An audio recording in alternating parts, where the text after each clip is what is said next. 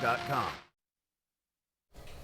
Welcome back. It's about that time of year when fair season rolls around. Will Morris from the K-State Extension Service is joining us with all the details on what you can expect this year. Yes, so county fair season is upon us, which means lots of people will be getting out, going, checking all the different exhibits and projects that 4-H youth have worked on all year long, because the county fair is the big showcase event for all of those things. When they walk through the different buildings and barns and stuff, the public might see different ribbons hanging from the different projects. And so I've brought some here to kind of explain what each of those mean. So most fairs use what's called the Danish system, which is this right here with our purple, blue, red, and white ribbons. Our purple ribbon is our most coveted ribbon that youth will want to acquire, which is means that their project was outstanding. So all projects are judged on a standard, and so they're not judged against each other for these ribbons right here. So this purple one, like I said, means that it is the most outstanding, and it meets and exceeds the standards for that project area. Blue ribbon means that it meets the minimum standards, and it may exceed those standards, but may need a few minor improvements according to the judge that day.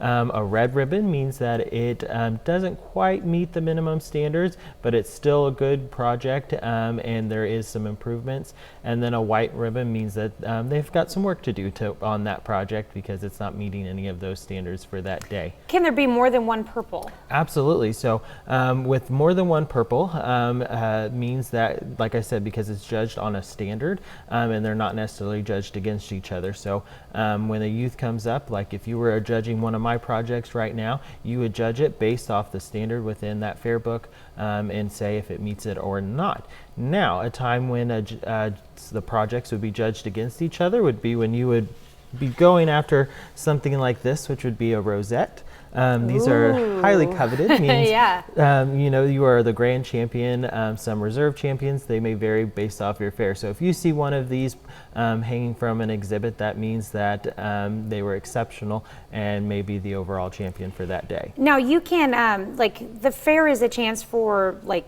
the 4-H participants to show off what they've been working on, Yes. but there's also an open division for the Yes. community as well. Absolutely. So the open class is a great area for anybody in the community that wants to come in and have their exhibits judged. So there's a lot of the same project area. So say somebody that is an adult that loves photography, they can bring their photos in and have them judged and put on display at the local county fair as well. So there's lots of different opportunities for everybody in the community. And where can people find out more information about when the fair is and deadlines and all of those things? So for your local county fairs, just look up your local extension office, because every county has one, and that they'll be able to tell you when the county fair happens within that community. All right. Well, you're about to get into a very busy season. Yes. All right. Thank you so much for coming in you. this morning, Will. We'll be right back.